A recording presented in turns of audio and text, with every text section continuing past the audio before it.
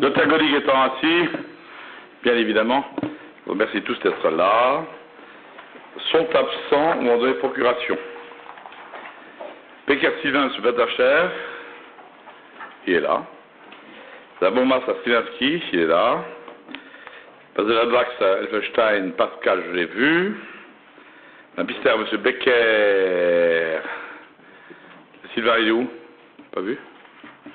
Bon, pour l'instant, il n'est pas là. Wittmer à Vingeau, c'est OK. Un Pili à Boisneau, c'est OK. Voilà. Et Alvax, c'est pas là non. Mais Elfenstein, là. C'est pas de problème. Alvax. Je le directeur général de service. Oui, c'est bon. Pardon. Revenez sur Terre. Quand je dis que c'est Mme Alvax qui est absente et qu'elle donne procuration à M. Elfenstein, commencez pas à me dire qu'on attend Mme Alvax. Essayez quand même de voir qu'elle a donné procuration. C'est bon? Bon. Mais la persévérance est diabolique. J'espère quelque part qu'il n'y a pas trop de persévérance là-dedans. Est-ce qu'il y a d'autres personnes excusées, absentes? Non. Bien. Alors bien évidemment, je suis heureux de vous retrouver les uns les autres. Alors, ce qui est important quelque part, c'est que la 6e séance du conseil municipal, finalement, nous rassemble et nous aide finalement dans ce qu'on doit faire. Alors, bien sûr, je vais répondre à toutes les questions qui, quelque part, m'ont été à la fois proposées. C'est bien proposé, non? Monsieur Brem. Proposé. Proposé par M. Brem, Mme Imbeau, Monsieur Amérique, ça et Mathieu Joubert. Voilà. Bon. Vous êtes sonné un peu, mais c'est bon. Allez, on est parti. Moi, je suis là pour parler de tout. Bien, des remerciements m'ont été adressés à Antoine Santin, président de l'AFPA, pour l'aide apportée bien évidemment par les services municipaux que je remercie. Alors, je ne remercierai pas le directeur général qui me continue à me dire, Madame Imbeau, je vous charge finalement de regarder les fautes d'orthographe parce que c'est municipaux, c'est bon, c'est bon. Allez, relation des 40 ans de l'AFPA. Information, quand on le permet, bien sûr, l'introduction des convocations au conseil municipal peut se faire. Ah, ça c'est nouveau. Alors, c'est nouveau. Ça veut dire quelque part que vous pouvez bien évidemment, dans les convocations, être convoqué par voie dématérialisée. Voilà. Alors, ceux qui le souhaitent, bien évidemment, lorsqu'il y aura un passage, oui, il y a un passage de documents. Ceux qui souhaitent finalement être convoqués par mail ou par autre chose, s'ils l'acceptent, nous pouvons le faire. Voilà. Hein, je pense que pour le prochain conseil municipal ou pour l'après-prochain, bon, on verra. Hein, je pense quelque part que pour début janvier, ça peut se mettre en route. Bien. Vous trouvez bien sûr sur vos tables un point supplémentaire intitulé mise en place, signature d'un projet éducatif de territoire. Alors tout ça parce que quelque part je ne connais pas moi-même la décision du futur conseil municipal. Ce qui est important quelque part, c'est que nous allons travailler tout ce qui est périscolaire et tout ce qui quelque part a trait au périscolaire et tout ce qu'on fait nous au nom de l'État. Il y a une subvention à récupérer. Je ne voudrais pas quelque part qu'à un moment donné, parce qu'on n'a pas forcément convoqué le conseil municipal en temps et heure, on puisse finalement ne pas profiter, en tous les cas, de ce qui est des subventions. Donc, le projet va vous être présenté avec, bien évidemment, votre approbation pour que je puisse, à un moment donné, grâce aux commissions, signer les choses dans les règles. Voilà, qu'on ne loupe pas les subventions qui sont les nôtres. Voilà. C'est bon, tout est top. Alors, vous aurez aussi, est-ce qu'il y a des objections sur le point supplémentaire? Pas d'objection, Mme Imbeau est en train de discuter avec M. Lang, donc c'est bon. Je considère qu'ils sont d'accord. Après, quelque part, vous aurez tous le schéma intercommunal, parce que nous devons finalement, avant le 15 décembre, décider si nous allons avec le Centre Beauzéland ou pas avec le Centre Beauzéland. Voilà, donc il y aura une réunion préparatoire et il y aura une réunion finalement où il faudra décider. Voilà, hein, que vous le sachiez. Alors les communications, j'en ai ici, j'en ai là, j'en ai là, j'en ai là. Bon, ouais, c'est mettre un peu d'ordre là-dedans. Les questions orales, c'est pour moi. L'ordre du jour. Oui, c'est Motilou. Bien, comme ça. Allez, on est parti. Bien, pour le point numéro 1, bien évidemment, ce qui justifie effectivement cette réunion, on ne voulait pas être en retard et on ne le sera pas finalement sur la saison culturelle. Alors vous savez que c'est Félix Szymanski qui vous expliquera ça, mais moi, ça sera en 2 mots. On a choisi de ne plus faire de partenariat avec Production, pour une raison simple, c'est que finalement, il a demandé 700 000 de plus. Alors on a dit, voilà, on reprend nous. Bon, alors, on reprend nous parce qu'on a trouvé que c'est trop cher. Alors, quelque part, il faut bien que le culturel soit là. Saint-Avold reste une ville phare. Saint-Avold a envie, finalement, de faire en sorte de s'affirmer, de rester, finalement, une ville de culture. Et c'est pas ni à Madame Imbeau, ni même, finalement, à tous les gens qui sont ici autour de la table, que je dirais que nous restons à la fois une ville d'histoire et une ville de culture. Donc à partir de là, on a préparé maintenant la progression qui nous sera présentée par M. Szymanski, et à partir de là, on y va, en tous les cas, pour un temps, le temps peut-être de refaire une consulte et peut-être de trouver d'autres personnages qui soient peut-être un peu moins chers. Ceci étant, tout est prêt chez nous et je suis très content en tous les cas de ce que le centre culturel ait repris un peu la main. C'est pas toujours facile parce que faut reprendre la main, production, etc. Mais ce qui est important quelque part, c'est la saison culturelle est bouclée et je suis très satisfait en tous les cas du boulot et de Mme Bourmas et surtout de Szymanski pour finalement cette programmation. Bon, Monsieur Frédéric, vous avez de la parole. Merci, Monsieur le maire.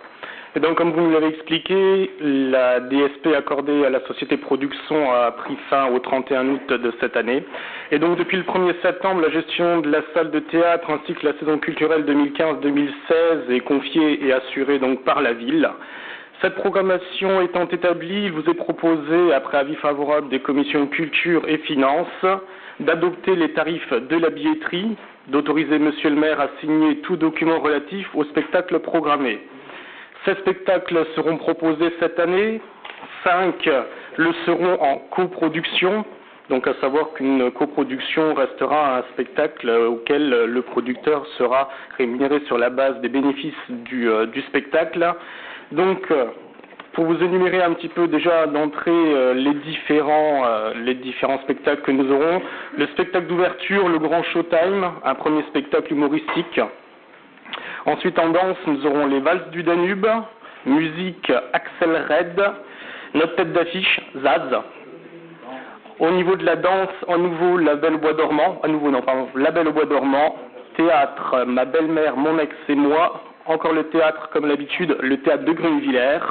En humour, Popek, théâtre à nouveau, 10 ans de mariage, pour la musique, Les Innocents, Led Zepp, Marina Kaye, Barclay James Avest.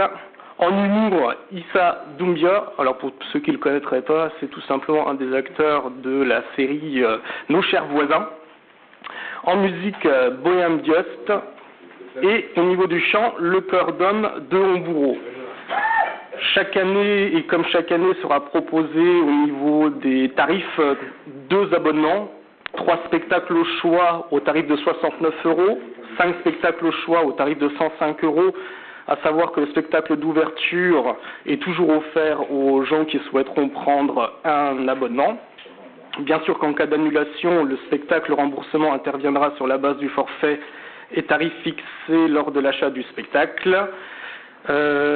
Pour précision, toujours au niveau des tarifs, le souhait de la municipalité est toujours d'avoir des tarifs abordables, mais en plus de ça, sur présentation d'un justificatif scolaire, étudiant, demandeur d'emploi, personnes handicapées, personnes de plus de 60 ans, titulaires de la carte famille nombreuse, comité d'entreprise et partenaires, groupe de moins de 10 personnes, des tarifs particuliers et tarifs réduits seront applicables.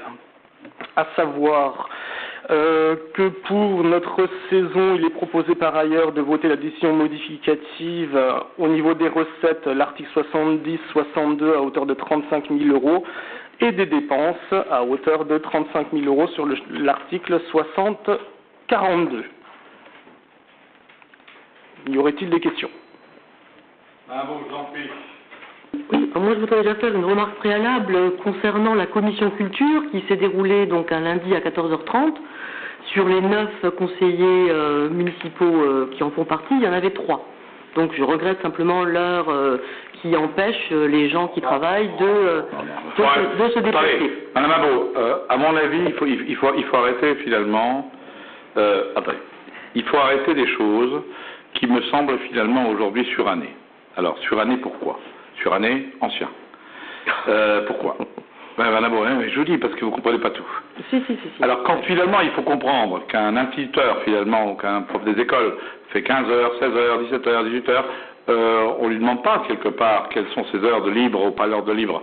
Moi, je pense quelque part qu'à un moment donné de la vie, celui qui fait 2 postes ou 3 postes, on ne lui demande pas non plus s'il veut finir son poste quelque part à 13 heures pour venir chez nous. Et nous avons aussi finalement des gens qui font double poste, voire triple poste, qui doivent se débrouiller, qui font des postes de nuit, qui doivent aussi s'arranger pour être là.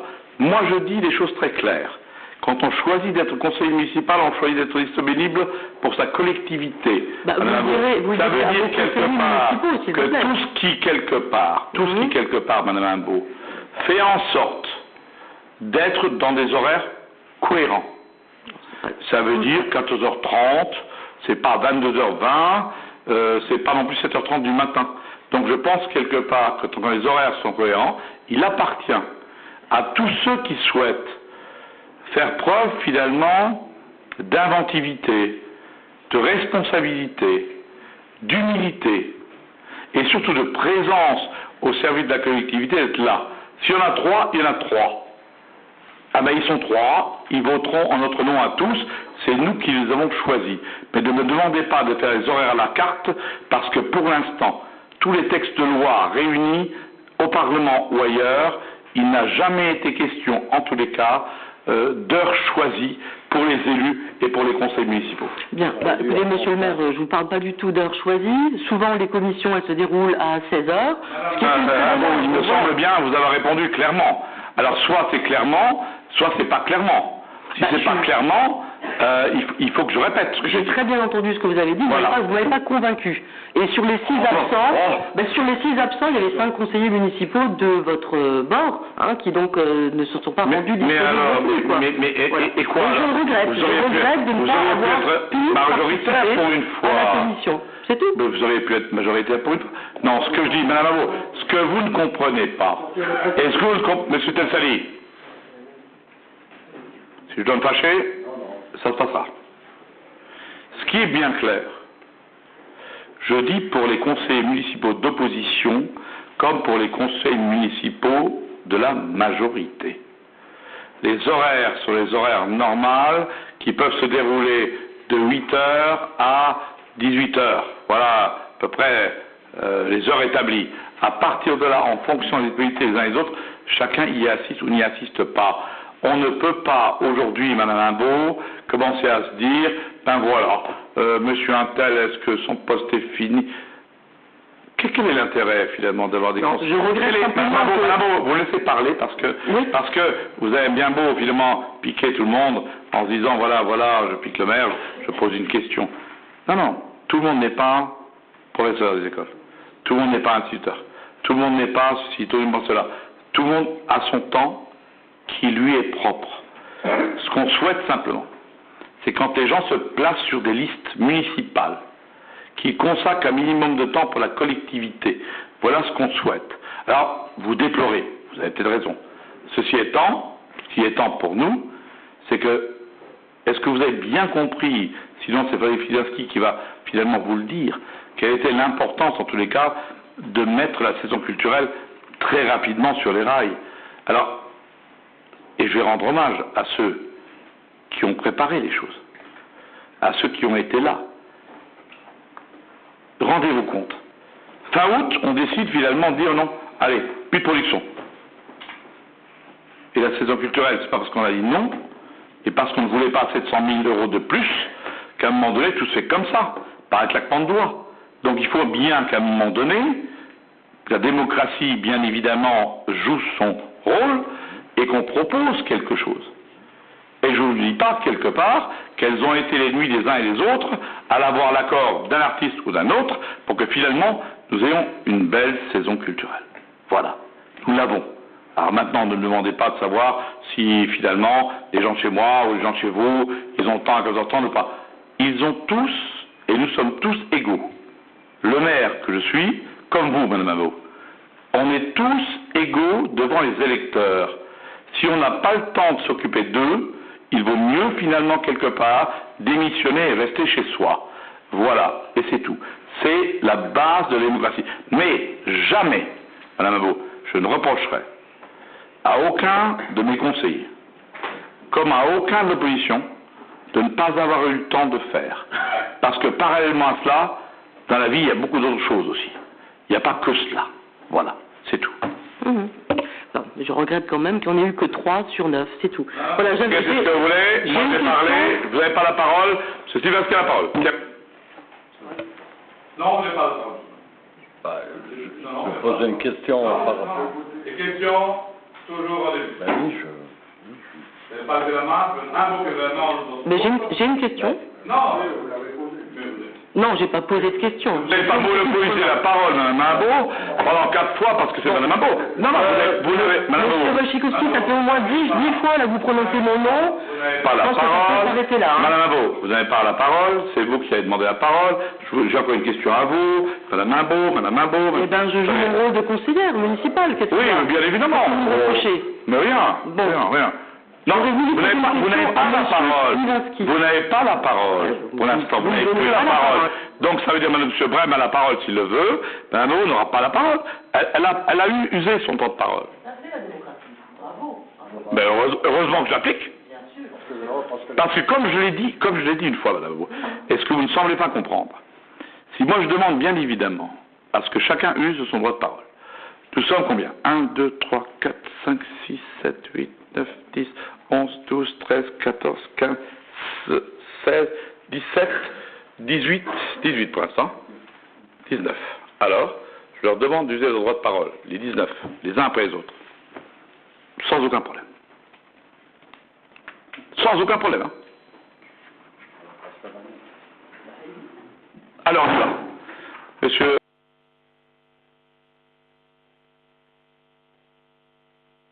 Vous tombez en dernier. Merci, Monsieur le maire, parce que moi, il me semble paradoxal un petit peu que nous soyons, ou que peut-être une partie de l'assistance soit endoctrinée un petit peu pour faire une apologie d'un programme du centre culturel. Il me semble que vous devriez, Madame Imbeau, vous féliciter. Ben oui, encore. Et c'est vous qui venez avec votre tisonnier attiser un petit peu le feu. Alors, non, moi je ne vous parle pas de l'horaire de la commission. Moi je parle, vous ne me parlez pas. C'est moi qui ai la parole. Je pense qu'aujourd'hui, reprenez-vous, Madame Imbeau. Reprenez-vous un petit peu. Vous aviez peut-être une aura et de l'estime. Vous êtes en train un petit peu de perdre beaucoup de sérénité et beaucoup de respect qui vous ont été octroyés il y a quelque temps encore. Alors reprenez-vous, s'il vous plaît. Bien. Si l'exercice a dit finalement Madame Imbeau, vous reprenez. Donc Madame Imbeau, vous n'avez pas la parole. Je donne la parole à M. Brem et ensuite on vote M. Szymanski. Voilà, c'est clair. voilà, c'était juste... Sinon, c'est le tour. Et c'est le tour, on l'a pas fini en temps. Chacun a le droit à une demi-heure. Donc moi, je sens qu'il veut. Non, mais je M. Brem, je vous en prie. peux parler. Ça conditionne plein de choses. Oui, oui. Bon, c'est par rapport au spectacle qu'on fait en coproduction. Je voudrais savoir déjà, on les fait en coproduction avec qui? Premièrement, on les fait en coproduction avec qui? Ensuite, on verse une certaine somme aux producteurs. Alors, si je comprends bien, les recettes vont être versées directement à celui qui a fait la coproduction avec nous. Oui, non, monsieur. Explication de texte, là. Alors, le texte, pas été en commission. Allez, M. Szymanski, expliquez-moi le texte à ceux qui sont là depuis 3 mandats, voire 4 mandats, qui n'ont toujours rien compris. Si, on a trop bien compris. Quelque part, jamais rien compris. Jamais rien compris. Alors, les partis, c'est fini après un vote. Hein. Donc, pour répondre déjà à votre première question, rassurez-vous, en aucun cas Production ne sera producteur d'un des spectacles. Non, c'est-à-dire sur chacun des spectacles, chaque spectacle a son producteur propre. Voilà. Sur chacun des spectacles qui seront faits, ce sont des spectacles qui sont plus innovants que d'autres. Les spectacles en coproduction sont très simples sur la base. Il est question de mettre à disposition une salle, de mettre à disposition notre personnel avec juste notre billetterie uniquement. À ça, le spectacle fonctionne, on imaginera que le producteur, lui, rentrera dans ses frais. Si le spectacle ne fonctionne pas, on imaginera moins de 400 entrées, lui ne le fera sur le principe presque à perte, car si on devait rémunérer la vraie valeur du spectacle, on devrait nous-mêmes injecter encore davantage d'argent. On limite les pertes, et de ce côté-là, on assure, nous, un spectacle qui assure quelque chose et un peu plus innovant que d'autres pour la programmation qu'on aura sur ces spectacles en coproduction. Non, ce que ça n'a pas figé finalement, M. Brem, depuis longtemps, c'est qu'il y a les spectacles qu'on fait en direct et les spectacles qu'on fait en coprod. Je prends un cas finalement que vous connaissez bien. Sur le théâtre en plate, on loue la salle. Il y a des spectacles quelque part à Porcelette où il faut un certain nombre de choses. On loue que certaines choses. Ça ne vient pas finalement dans la programmation. Ce que nous souhaitons quelque part sur la vraie programmation, c'est de se dire que dans la programmation, il y a finalement les choses que nous faisons nous et qui doivent finalement être aujourd'hui au top, au même niveau que ce que l'on a fait jusqu'à présent avec production. Alors, je ne suis pas d'accord avec vous en disant production, peut-être un autre, on s'en fout. Moi, je ne regarde pas qui produit. C'est comme finalement un petit peu quand finalement les labos fabriquent ceci ou cela. Je ne regarde pas si le vaccin provient de là ou de là. Ce qui est important pour nous, c'est l'efficacité et qu'on puisse être finalement pertinent dans ce qu'on fait. Voilà ce qui vous est proposé, M. Zivanski. Vous avez la parole. Personne d'autre n'a la parole. Je vous remercie. Et donc, je passe au vote. Qui est contre? Qui s'abstient? Je vous remercie. Merci. Le point numéro 2 concerne lancement d'une procédure de mise en concurrence dans le cadre d'une délégation de service public. Alors, je répète finalement un petit peu ce que j'ai dit, mais j'aime pas me répéter. Ce qui est clair, si on a repris au centre culturel nous-mêmes, c'est qu'on a trouvé que production était trop chère. Mais peut-être qu'il y a d'autres que production. Peut-être que quelque part, des gens seront un peu moins chers. Donc, je laisse la parole à notre financier et contingentier, Michel Kiffer. Merci, Monsieur le maire. Voilà, donc suite à la délibération du mois de juillet qui consistait en l'abandon de la DSP, il nous convient maintenant de lancer une nouvelle procédure de mise en concurrence dans le cadre d'une nouvelle délégation. Donc vu le Code général des collectivités territoriales et notamment ses articles L 1411-1 et suivants, vu l'avis de la commission consultative des services publics locaux du 19 octobre 2015, c'est-à-dire d'hier, le rapport de présentation transmis aux membres du conseil municipal et annexé à la présente délibération qui traite de l'ensemble des questions liées au contexte et aux objectifs de la DSP, à l'affermage, à la mission, aux biens mis à disposition au personnel et à la durée des contrats. Considérons que la salle de spectacle du centre culturel Pierre Messmer est actuellement en régie depuis le 1er septembre 2015, que la ville de Saint-Avold souhaite déléguer à nouveau la gestion et l'exploitation de la salle de spectacle à compter de la saison 2016-2017, afin de confier la programmation culturelle à un délégataire susceptible d'offrir une programmation de qualité, variée et accessible au plus grand nombre d'usagers et d'optimiser les coûts et modalités de gestion de la salle, que la délégation de services publics par voie d'affermage permet à la ville de Saint-Avold de s'appuyer sur les compétences techniques et les moyens d'un professionnel qui assurera l'exploitation du service à ses risques et périls et développera une démarche commerciale tout en lui permettant de conserver le contrôle de la gestion et de l'exploitation. Aussi, il vous est donc proposé, premièrement, d'adopter le principe d'une procédure de délégation de service public pour la gestion et l'exploitation de la salle de spectacle du centre culturel Pierre Messmer à compter du début de la saison culturelle 2016-2017 pour une durée de 5 ans, par voie d'affermage, selon les modalités du rapport de présentation si annexé. En deuxième point, d'autoriser M. le maire à engager et à conduire la procédure de mise en concurrence et de dévolution du contrat de délégation de service public de la dite salle de spectacle conformément aux articles L. 1411 et suivants du Code général des collectivités territoriales et au décret 93-472 du 24 mars 93 et numéro 95-225 du 1er mars 1995. Y a-t-il des questions? Madame Imbeau et ensuite Madame Imbeau. Madame Joubert, on est ravis finalement d'accueillir à nouveau, qui est arrivé sympathiquement, et Monsieur Brem ensuite. Voilà, c'est juste une petite question par rapport ensuite, c'est Monsieur Kiffer qui fera voter. à la délibération. Donc vous venez de dire, Monsieur Kiffer, vous venez de dire que le délégataire assurait l'exploitation du service à ses risques et périls. Et dans le rapport qui est joint, il est un peu plus loin, la collectivité assume le risque économique et financier. Alors, est-ce que c'est pas un peu contradictoire? Quel point? Comment? Lisez ça, s'il vous plaît. Dans le rapport. Je vais vous répondre. Oui. Je vais vous répondre. Alors, pendant que M. Kiffer regarde, je vais vous répondre. Alors, on va être sur deux plans. Ça veut dire qu'à un moment donné, on dit au délégataire, il faut bien payer les fluides, il faut bien faire ceci, il faut faire cela. Après, quelque part, le risque économique et financier, vous savez quelque part qu'on donne une subvention d'équilibre. Mais alors, Il faut savoir... Attendez, non, oui. c'est pas la même chose. Bon, essayez de comprendre, c'est pas la même chose. Qu'est-ce qu'on a fait avec Production? Je reviens un petit peu sur ce qu'on a fait. Qu'est-ce qu'on a fait? Production a assumé, devant finalement Mme Selmazik, et si je dis des bêtises, je l'autorise finalement à me dire, voilà les choses, ce qui est important.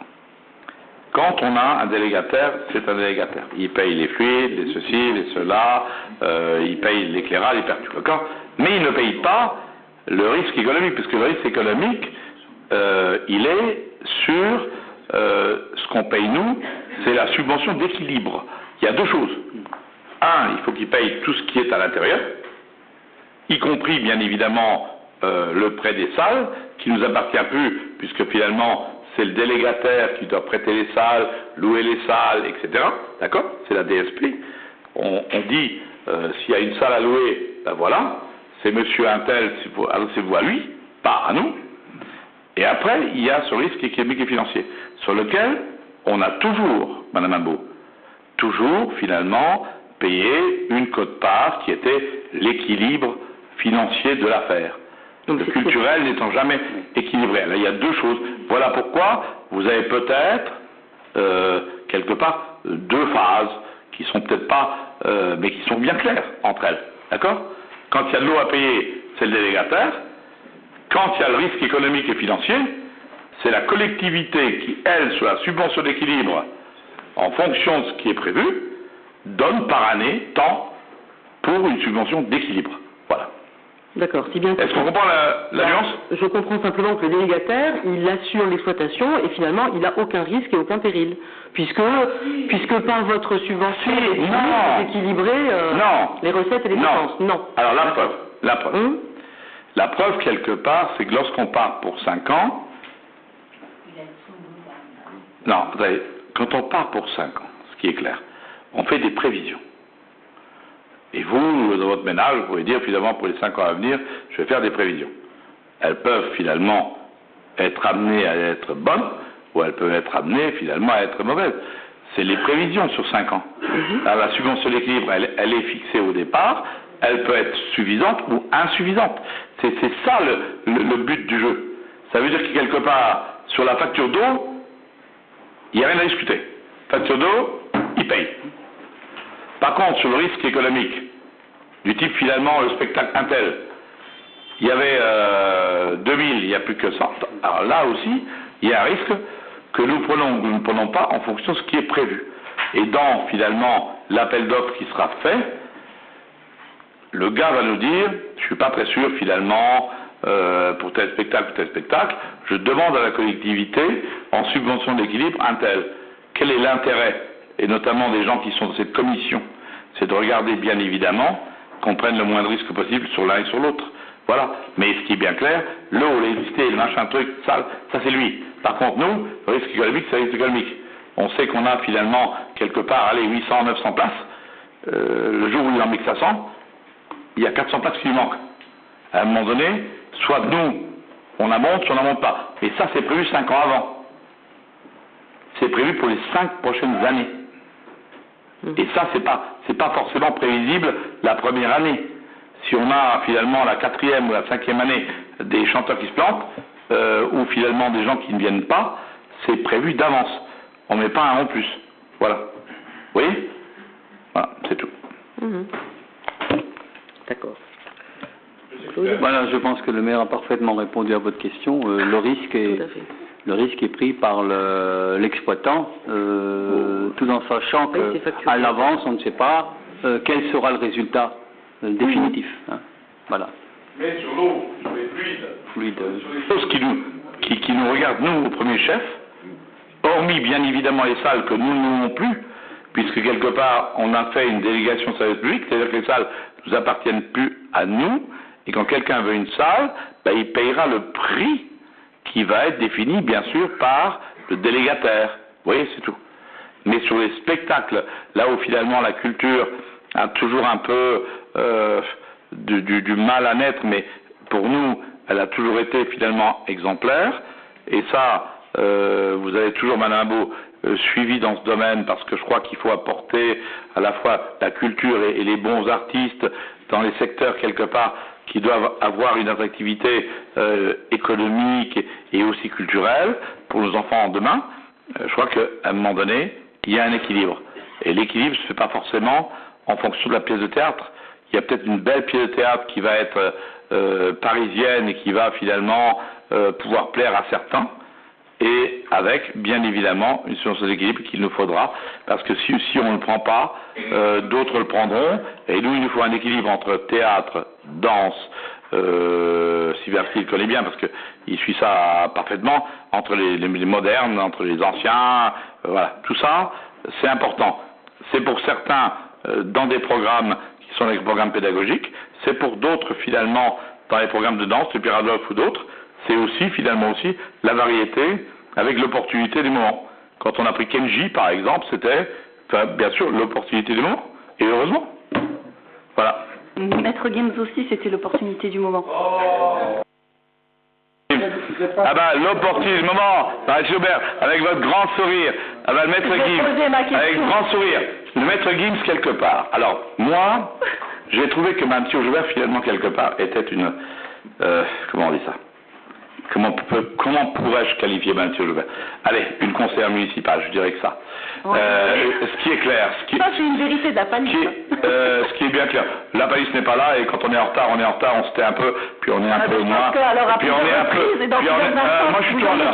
Je suis toujours à l'heure. Vous plaisantez ou quoi? Je suis toujours à l'heure. Signature du contrat de la vous arrivez à... Je suis toujours à l'heure. Ça, c'est Madame Gilbert, je suis à l'heure. Par contre... Je vous permettrai de faire des remarques sur ma ponctualité le jour où vous fais la remarque parce que quelque part... Ne me prenez pas de haut. Parce que, Madame Gilbert, parce que quelque part, vous avez l'habitude finalement de vous moquer des gens, et moi j'aime pas ceux qui se moquent. Ce qui est bien clair aujourd'hui, ce qui est bien clair aujourd'hui, Madame Gilbert, vous n'avez pas la parole, je vous répète, quand je parle et quand je vous réponds, moi je dis pas de bêtises, quand je vous réponds, je vous dis, en tous les cas quelque part, ceux qui ont vécu M6 et qui ont regardé, ceux qui y sont finalement, et je pense que depuis le temps que je suis maire, au moins, depuis le temps que je suis maire, le haut débit est à Dourdal, donc je pense que vous pouvez au moins accéder finalement aux chaînes comme M6 pour regarder un petit peu le concert de Maître Gims à Agadir, ou voir finalement quelle est la hauteur finalement de Maître Gims et comment ce Maître Gims, quelque part, est aujourd'hui finalement vénéré par les Français. Par les Français, par les Français, et par les Français, par les Français, pas par les autres, par les Français. Voilà, c'est tout. Question. Si, on n'esquive pas. Je souhaitais donc poser une question. Non, vous n'avez pas... Non, une remarque n'est pas une question. J'ai fait une remarque, c'était une boutade, vous avez voulu broder, c'est votre problème. Vous n'avez pas la parole. Oui, monsieur le maire, j'ai une question en direct par rapport au lancement de la procédure. Si, j'ai pas posé ma question, je suis désolée.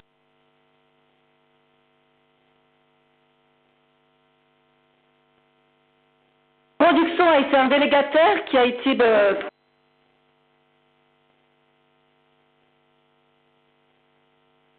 Pardon.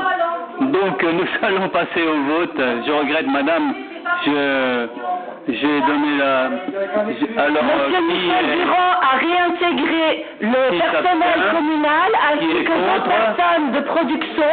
Je souhaiterais savoir dans quel service ces personnes ont été affectées. J'aimerais savoir où Michel Durand, qui faisait partie de production, dans quel service il a été réaffecté en mairie depuis que la délégation de service a été retirée à production. Société qui a été créée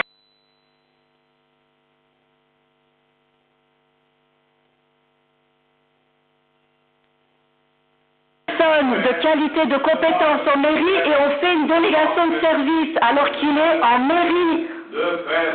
Non, je veux des réponses, monsieur le maire. Où Michel Durand, qui appartient à la production, travaille-t-il en mairie? Dans quel service? Vous lui avez donné une place en mairie. Suite à la fin de la délégation de service avec production, vous avez réintégré Michel Durand dans quel service de la mairie?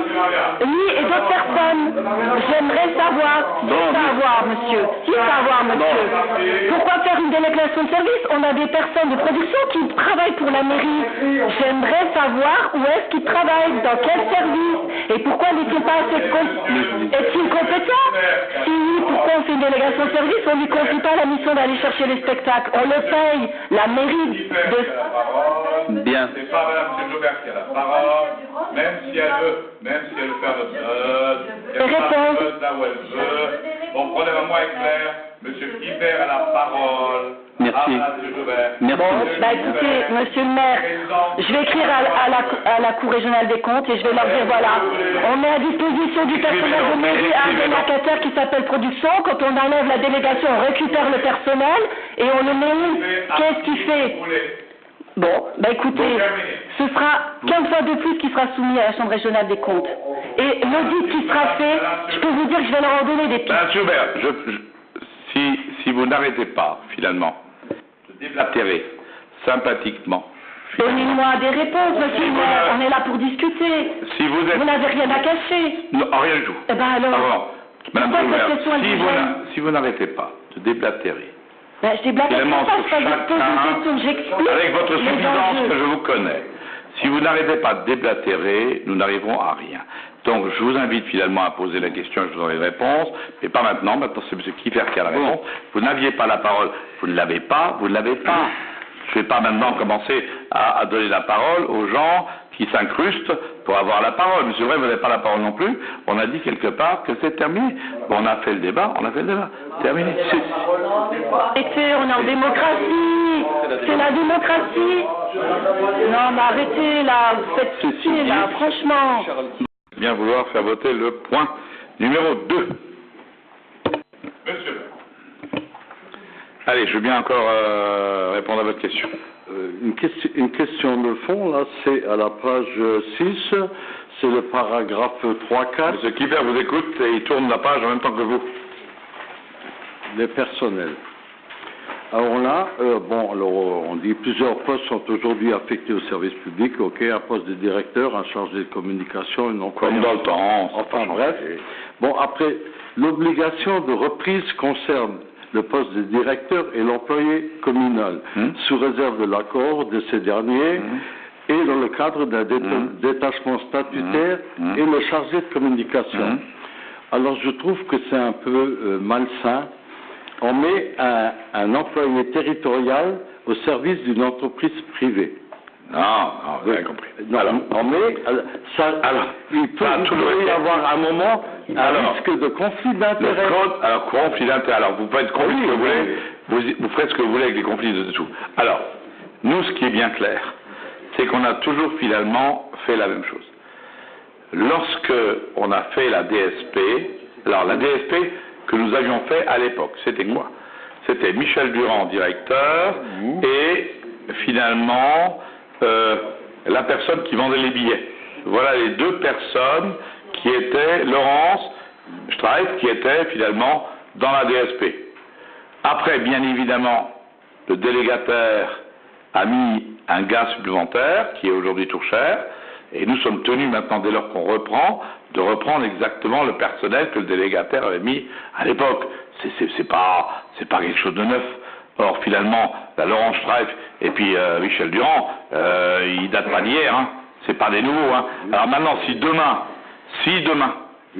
on trouvait quelqu'un qui nous coûtait moins cher, parce que je vous rappelle, vous oubliez finalement l'essentiel des choses. L'essentiel, pourquoi on fait une DSP? En espérant, finalement, économiser un peu d'argent. Qu'est-ce qu'on a dit? On a dit quelque part que c'était 700 000 trop cher. Ça veut dire qu'à un moment donné, ça fait sur 5 ans, allez, 100 et quelques mille, allez, voilà.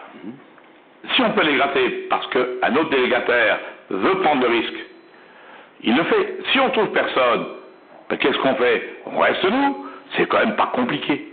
Voilà. Pas compliqué, vraiment. Bien. Vous n'avez pas la parole, monsieur Picard. Voilà. Bon, donc, la dernière réponse a été faite. Je vais donc passer ce point au vote. Qui s'abstient? Qui vote contre? 4. Merci. Le point est approuvé. Merci. Le point numéro 3 concerne la vie associative avec des bourses initiatives jeunes. Ça concerne finalement une bourse initiative jeune qui est donnée à Floriane Lempereur. 500 € pour une formation et éducation à l'international. Alors, j'ai tout dans le dossier. C'est l'Européenne de l'immobilier qui donne et elle part à Cancun. Pourquoi elle part à Cancun, au Mexique? Pour réaliser un semestre d'études à l'international à Cancun. Voilà, je pense que c'est du commerce international. Je vais regarder un petit peu dans le dossier pour ne pas vous dire des bêtises. Semestre d'expatriation académique au Mexique, tant mieux, heureusement qu'il y a des jeunes qui veulent le faire.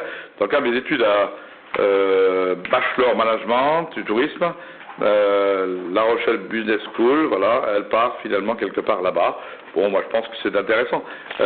D'autant plus que lorsque j'ai eu très récemment le départ à l'office de tourisme, d'une dame de l'office de tourisme, Odé Steiner est à côté de moi, on a eu du mal finalement à trouver quelqu'un qui parlait, parce que je dirais que le règlement, et Steiner me dira si je dis des bêtises, le règlement impose que lorsqu'on est finalement officier de tourisme, il faut parler 4 langues, il faut parler ci, il faut parler ça. On a eu extrêmement de mal à trouver quelqu'un qui puisse finalement correspondre dans notre secteur finalement aux caractéristiques. Et moi je suis très content quelque part qu'on ait des jeunes qui, à l'âge, je sais pas quel âge, 20 ans, je pense quelque part ça va pas être une ancienne, qui puisse quelque part aller vers le Mexique et aller finalement vers des études comme ça, parce que c'est pas facile et je crois quelque part que c'est assez intéressant en tous les cas pour nos jeunes. Voilà. Qui est contre? Qui s'abstient? Monsieur Brem. Monsieur Brem s'abstient. Qui est contre? Merci à vous tous. Bien, le numéro 4 concerne l'activité. Là où excelle notre ami Christophe Tercy. Et je lui passe la parole. Merci, Monsieur le maire. Il est vrai qu'aujourd'hui, toutes les communes de France et de Navarre sont confrontées dans la même situation que ce projet de délibération que je vous propose par rapport à l'ordonnance 2014-1090 du mois de septembre 2014, insérer un article au Code de la construction de l'habitat, à savoir l'article XYZ, qui stipule que le propriétaire ou l'exploitant d'un établissement ERP, donc un établissement recevant du public ou d'une installation ouverte au public qui ne répond pas au 31 décembre 2014 aux exigences d'accessibilité définies à l'article XYZ, élabore un agenda d'accessibilité programmée. Cet agenda comporte une analyse des actions nécessaires pour que l'établissement réponde à ces exigences et prévoit le programme et le calendrier des travaux ainsi que les financements correspondants. Or, l'article XYZ, quant à lui, indique que le projet d'agenda d'accessibilité programmée doit être déposé dans les 12 mois suivant la publication de l'ordonnance numéro 2014-1090 du 26 septembre 2014. Ce délai peut être prorogé pour une durée maximale de 3 ans. C'est pour cela qu'on vous présente cette délibération. Dans le cas où des difficultés techniques ou financières liées à l'évaluation ou à la programmation des travaux l'imposent, ou en cas de rejet du premier agenda. conformément à l'article 1 de l'arrêté du 27 avril 2015 relatif aux conditions d'octroi d'une ou deux périodes supplémentaires et à la demande de prorogation des délais de dépôt et d'exécution pour les agendas d'accessibilité programmés pour la mise en accessibilité des ERP, il est proposé au Conseil municipal d'autoriser M. le maire à demander la prorogation des délais et à signer les actes et contrats à accomplir toute formalité nécessaire à la mise en œuvre de la présente décision. Remarques, questions? Oui. Madame Joubert d'abord, M. Lang ensuite. Je souhaitais savoir, M. Cassi, vous pouvez me renseigner sur le premier agenda, la somme des côtés que je parlais. Alors, quand vous dites le premier agenda, il y a deux formes d'agenda. Il y a l'agenda lié au bâtiment de la collectivité et les agendas liés aux professions libérales. Donc, les agendas ont été déposés au goutte à goutte au fur et à mesure qu'ils nous arrivaient. De par ce fait, les commissions de sécurité qui émanent de la municipalité, on a toujours fait état par rapport aux différents bilans qu'on vous a présentés sans vote au conseil municipal depuis 10 ans. Les différents agendas ont été présentés à la source mère. Or, aujourd'hui, il s'avère de plus en plus délicat, parce que pour ceux qui n'étaient pas là, ou pour ceux qui ne le savent pas, sur les 110 km de voirie, sur les 120 bâtiments, cela coûtait à la collectivité environ 3 800 000 euros sans l'aide de l'État. Donc, c'est pour cela qu'aujourd'hui, on vous propose une prorogation pour pouvoir être en phase quand même avec cette programmation d'agenda d'accessibilité. Donc en fait, si je comprends bien, c'est pas seulement au niveau public qu'il y a un souci, mais en matière d'évolution des travaux. Pourquoi vous dites que c'est pas qu'au niveau public, c'est surtout au niveau public. C'est pas au niveau municipalité. Il y a quand même les professions libérales qui ont aussi à se mettre en conformité, et donc... elles sont largement en deçà de ce que la municipalité a mis en place. Mais nous... Je répète, elles sont largement en deçà de ce que la municipalité a mis en place. J'ai bien entendu. Nous, en tant qu'établissement public, et par rapport à l'aménagement de nos 112 bâtiments, avons-nous eu un rejet? À ma connaissance, non. À ma connaissance, non. Alors, je vais vous donner un exemple concret. Nous nous trouvons dans l'hôtel de ville. Il y a un espace qui se trouve sur la base nord, rue des Américains. Rue des Américains. En face, il y a un commerçant qui confectionne des pizzas. Je ne veux pas faire de publicité. La personne à mobilité réduite ne peut pas circuler du côté trottoir mairie. Il est obligé d'aller en face. Vous me suivez jusque-là? Oui, le fait d'aller en face nécessite à la collectivité de demander une dérogation parce que nous ne pouvons pas déplacer la mairie pour donner un champ d'accès important et normal par rapport à cette personne-là. Voilà. J'essaie juste de vous donner un exemple simple et concret.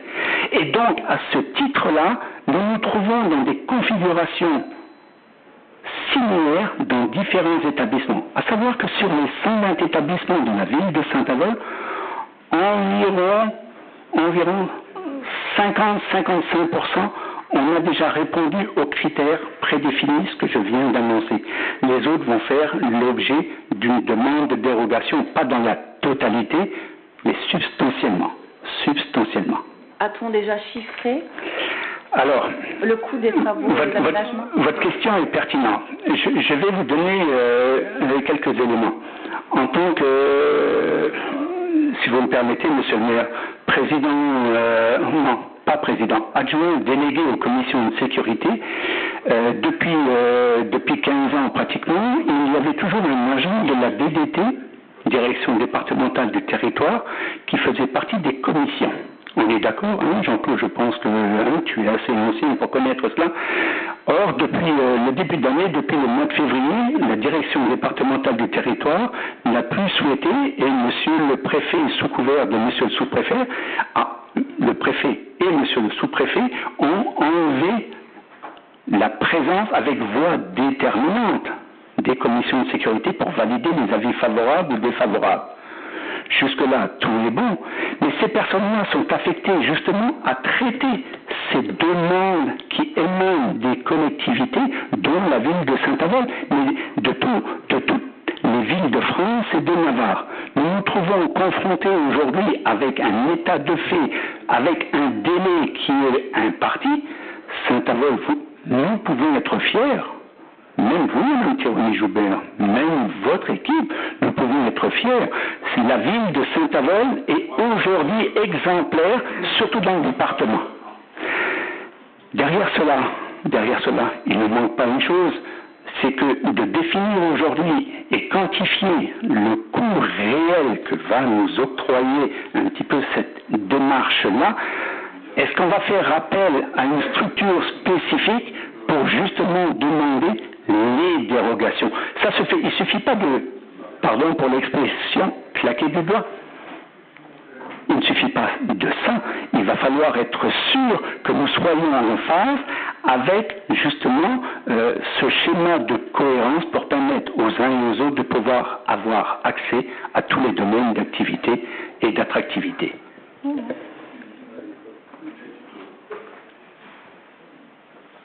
avez toujours la parole. Monsieur Lang voulait...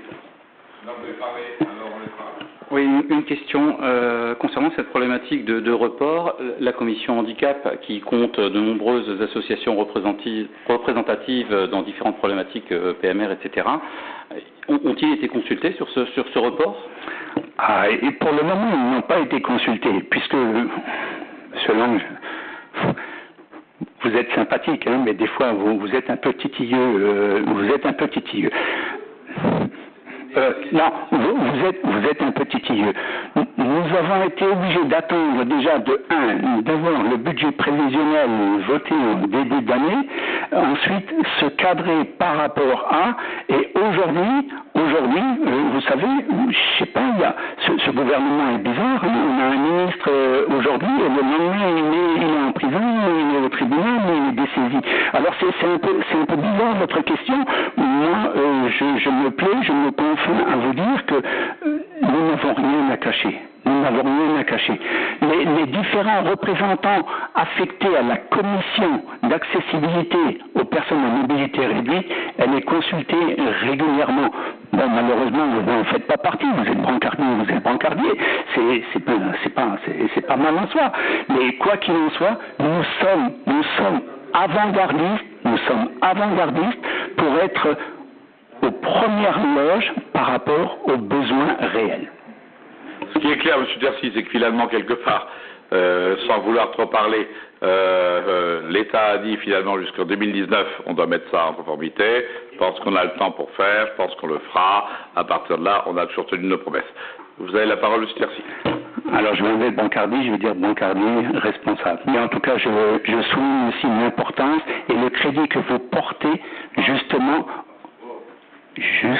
à ces personnes-là en difficulté parce que vous les côtoyez au quotidien, mais sachez que la commission ad hoc fait en sorte à donner satisfaction aux exigences voulues par un gouvernement qui n'est pas le nôtre. Sur ce, je passe au vote. Qui est contre? Merci, vous avez oublié de dire quelque part que Saint-Avold est dans ce domaine l'une des premières communes de Moselle. Voilà. On est sur le podium, monsieur le maire. Vous l'aviez écouté, il l'a dit. Non, vous n'écoutiez pas, vous étiez en train de parler de manière indécente et impolie. Voilà, j'ai encore la parole. J'ai beaucoup de mal à l'entendre d'ailleurs. J'ai encore la parole sur ce, mais je tiens à féliciter tous les acteurs et actrices, parce que vraiment il y a du travail, il y a beaucoup de travail. Ceux qui ont envie de travailler peuvent venir me voir, je peux vous garantir.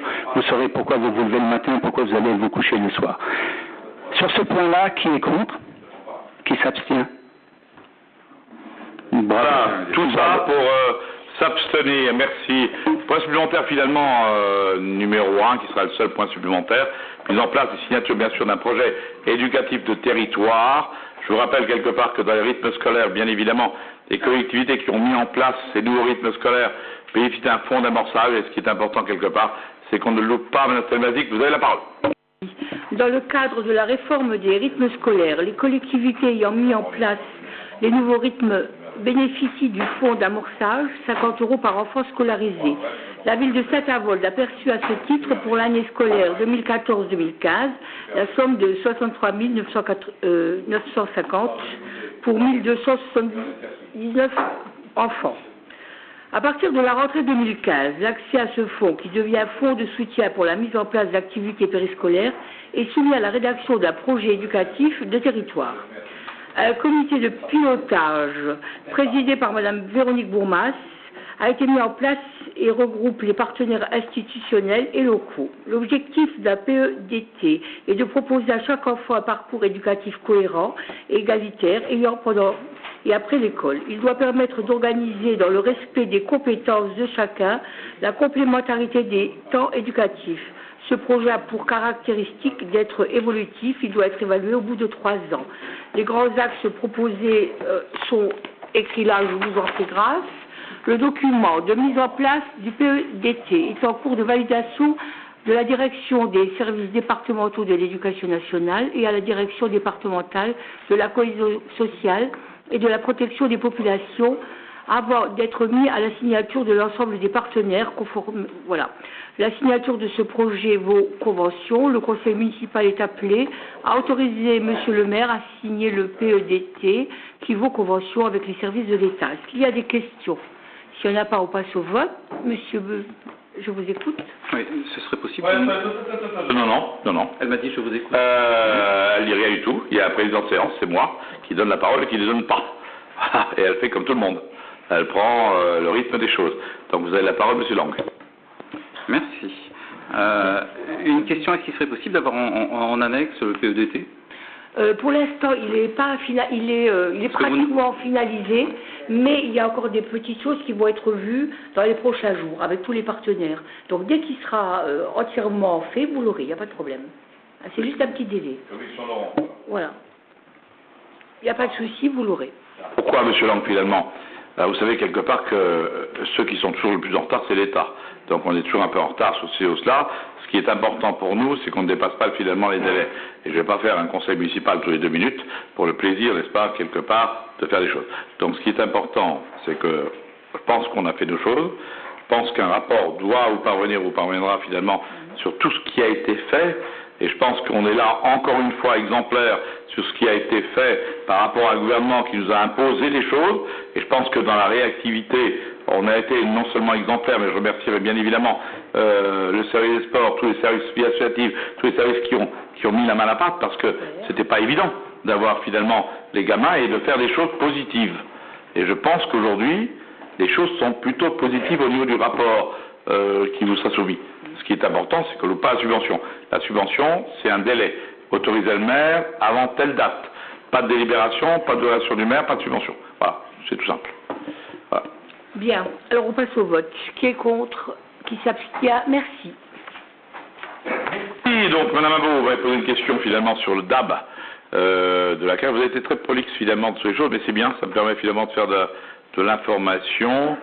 Vous avez été recommandation, Madame Imbeau, sur l'acquisition bien sûr par la ville dans ces locales de la Caisse d'épargne, si au centre commercial de la Carrière.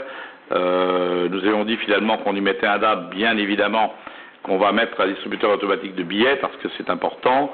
Alors, les distributeurs automatique de billets, ce qui était le plus important, Madame Imbeau, c'est de trouver quelqu'un qui veuille bien nous le mettre. Alors, c'était un secrétaire général qui a été finalement la candidate pour le mettre. Alors, la filiation du dossier tient compte bien sûr des recommandations de la société Brinks, puisque à un moment donné, il faut bien qu'on pense convoyage de fonds, rechargement des DAB, pour le conseil général. Donc ce qui est important quelque part, c'est aussi la sécurisation des fonds, c'est que les agents, je vous rappelle qu'il n'y a pas très longtemps, enfin en tous les cas 2-3 ans, Brem s'en souvient parce qu'il est un peu du quartier, un certain nombre de gens de la Poste avaient mis des droits de retrait compte tenu du fait qu'ils avaient été menacés. Donc ce qui est important quelque part, c'est que le transfert des fonds impose un certain nombre de contraintes, tant au niveau local qu'au niveau de l'approche des véhicules blindés, problématique qui est traitée aujourd'hui. Des solutions donc sont trouvées pour répondre finalement à l'ensemble des problématiques et permettront bien sûr d'espérer, non pas d'espérer, mais permettront l'installation du DAB en tout début d'année 2016. Je compte bien évidemment sur M. Tlensani, qui est en charge du dossier, pour que nous soyons finalement là. En tout cas, ce qui est bien clair. 1. On a trouvé la banque, ce qui a été le plus compliqué. Enfin, bon, c'est toujours on qui trouve la banque, mais voilà. Ce qui est bien clair, le on en question, on a trouvé la banque, et ce qui est intéressant, c'est qu'on a acheté, ou on est en train d'acheter le local. Donc, quelque part, bon, on a signé l'acte, c'est fait? Bon, l'acte est signé, donc on a trouvé le local de la Caisse d'épargne. Alors, on a racheté le local de la Caisse d'épargne, on a trouvé ce général qui fait finalement le DAB. Bon, il reste un petit peu quelques modalités pour l'installer, mais je pense qu'en tout début d'année, je fais confiance à M. Tlensani pour que quelque part les choses puissent se faire. Monsieur Brem, vous me posez la question, bien évidemment, une proposition à mettre dans les points divers du conseil municipal, et je suis assez d'accord. Dans les termes, l'autoroute A4 est un axe essentiel pour le département. Très nombreux résidents de Moselle-Est sont contraints à utiliser tous les jours pour aller travailler. L'existence d'un péage et d'un prélèvement insupportable pour celles et ceux qui n'ont d'autre choix que de payer pour aller travailler, et je suis assez d'accord avec vous. De plus, ce prélèvement relève de la discrimination à l'égard de la population de Moselle-Est. Bon, je vous laisse discrimination, voilà. Du fait qu'au sein d'un même territoire, il existe des traitements différents. Voilà. On peut se rendre de Metz à Nancy gratuitement, ainsi que de Metz à Thionville, jusqu'au Luxembourg, sans être soumis au péage. C'est l'état de fait, et d'autant plus scandaleux, à vos souhaits, que l'entreprise privée SANEF, qui gère les péages, accumule des profits considérables, etc. Alors, ma réponse est claire, M. Brem. Ça veut dire que, tout simplement, ça fait plusieurs années que je milite, d'ailleurs avec vous, pour la gratuité de ce tronçon d'autoroute pour les habitants de Moselle-Est. Je continue à œuvrer pour nos habitants, et c'est pourquoi j'ai signé la motion proposée par mon collègue Laurent Clarence au conseil départemental. Donc je propose donc d'adopter la motion amendée comme suit, en saluant bien sûr aussi les efforts de la SANEF pour la réfection du pont, de la route, etc. Alors, la motion que je vous propose, vous l'avez devant les yeux ou pas? Vous l'avez pas? Bon. Alors je vais essayer de vous la lire, mais c'était quand même vachement simple si on le mettait. Bon, tant pis, allez, je vous la lis, puis vous l'aurez en copie. Bon, le péage Saint-Avold figure parmi les plus chers de France, avec un trajet Saint-Avold-Metz actuel à 4,40, 72 centimes d'euros de kilomètre. La moyenne de travail à Metz débourse autour de 1 000 euros de péage par an pour son travail. Bon. Ensuite, les usagers de l'autoroute A4 en Moselle-Est sont les victimes d'une injustice par rapport aux habites messins, bénéficient de la gratuité de l'A4, etc. Alors, comment accepter que se côtoient dans un même département, sur des voies de communication semblables, gratuité pour les uns, paiement sévère pour les autres? Les Mosellans de l'Est, nous semble-t-il, méritent un peu plus de considération, de discernement, d'aide et de justice. C'est ainsi que, considérant que l'autoroute vieille de 40 ans a été en partie payée sur les deniers publics et donc largement financée depuis. Bon, on verra comment on va mettre ça en place, mais ce qui est important, M. Brem, c'est que nous adoptons finalement la motion ensemble. Je vous demande finalement quelque part de voir avec le directeur général des services comment les choses vont se faire, et puis on fera une motion commune, qui tienne un peu compte et de votre projet à vous, et quelque part de ce que j'ai signé finalement chez Clients, puisque quelque part on ne peut pas être différent des choses. C'est le principe. Donc ça veut dire, vous m'avez dit quelque part dans votre lettre, voilà ce qui est amendable, je suis d'accord sur la motion, elle sera annexée si on est tous d'accord, et quelque part je demanderai peut-être à un comité de lecture, vous, quelqu'un de chez vous, et puis deux de chez moi, de regarder ça comme il faut, et puis de faire ça. Hein? Ok?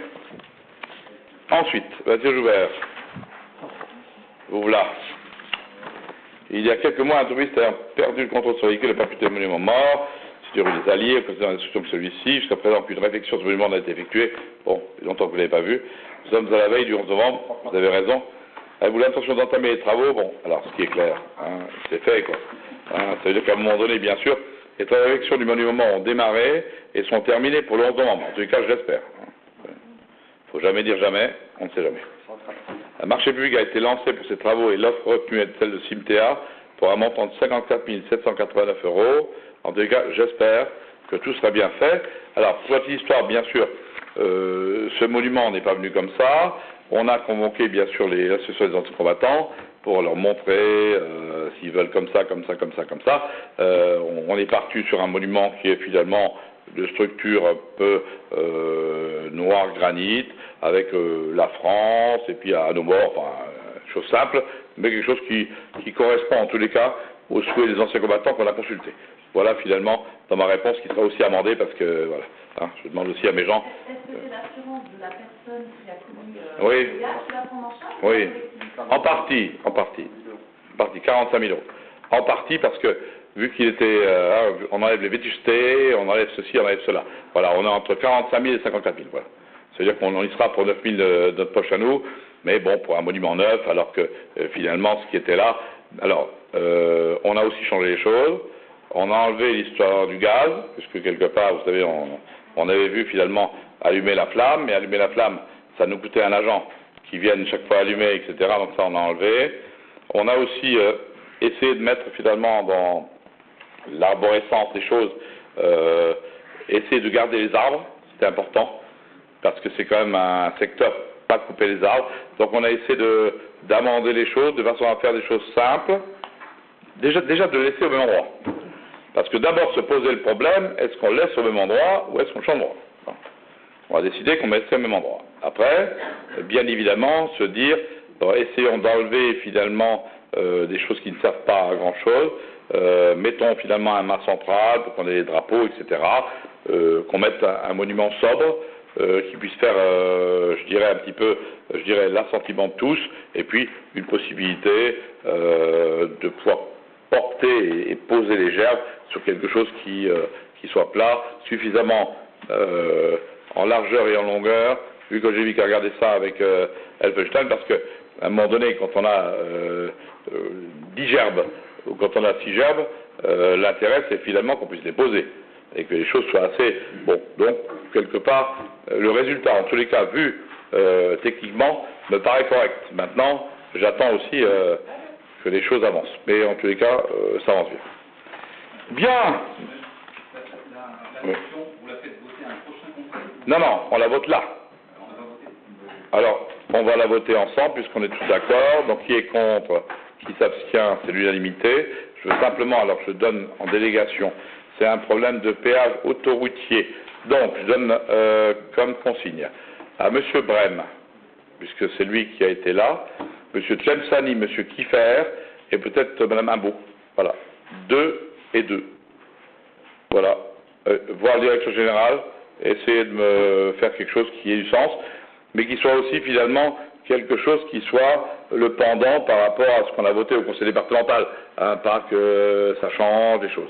On est d'accord sur le principe, après il faut juste que par rapport à votre courrier, M. Brem, et votre proposition qui est bonne, qu'on remonte ça, mais ce qui est clair, c'est l'unanimité, c'est fait, c'est réglé là-dessus. Voilà. Donc le directeur général, vous, M. Kiffer, M. Tlemceni, Mme Imbeau et M. Brem, voilà, vous mettez ça comme il faut et voilà. Hein?